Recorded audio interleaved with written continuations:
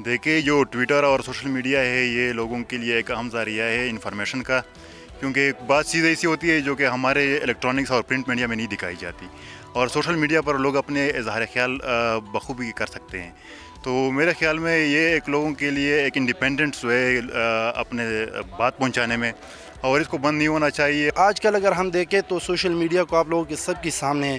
जिस तरह social media पे इंफॉर्मेशन आती है बलूचिस्तान से लेकर वज़ीरिस्तान तक, वज़ीरिस्तान से लेकर पूरे फाटा, केपी, बलूचिस्तान, पंजाब, सब में जहाँ भी कोई भी छोटा सा वाक़या होता है सबसे पहले सोशल मीडिया पे आती है। हमारे मुल्क में आए रोज़ सोशल मीडिया पर और बाकी इंटरनेट पर पाबंदी लगा दी जाती है।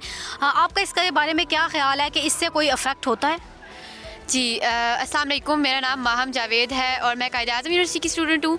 क्योंकि मैं यहाँ की फ़र्स्ट फीमेल ब्लॉगर के नाम से जानी जाती हूँ, तो ये चीज़ तो मैं बेहतर अंडरस्टैंड करती हूँ कि सोशल मीडिया की बंदिश हम जैसे लोगों के लिए कितनी हर्डल्स क्रिएट कर सकती है।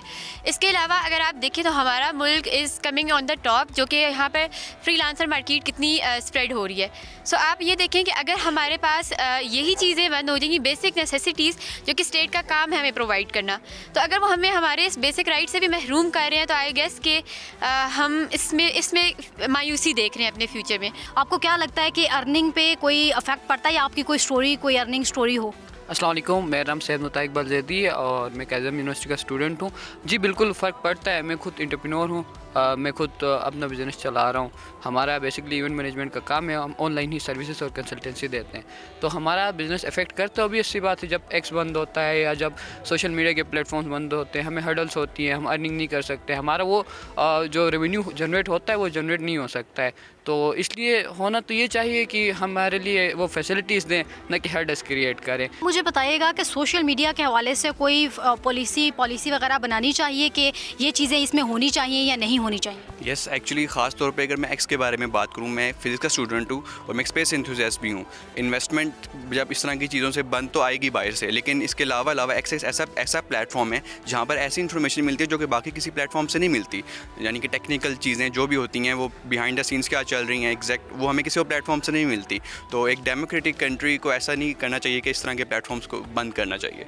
ठीक है, आप मुझे एक्स की बंदिश के हवाले से बताइएगा कि चूँकि 3 माह से ज़्यादा का अरसा हो गया है कि ट्विटर बंद है। ट्विटर एक ऐसी ऐप है जो कि अथेंटिक भी हमें लगती है कि यहाँ पे लोग जो है वो ऑफिशियली अथेंटिक ट्वीट्स करते हैं, तो इस बारे में आप क्या कहेंगी? मुझे ऐसा लगता है क्योंकि सोशल मीडिया के दौर में इतनी ज़्यादा फेक न्यूज़ का स्प्रेड होने का ख़तरा होता है कि इससे हमारे मुल्क में एक्सट्रीमिज़म भी बहुत बढ़ रहा है।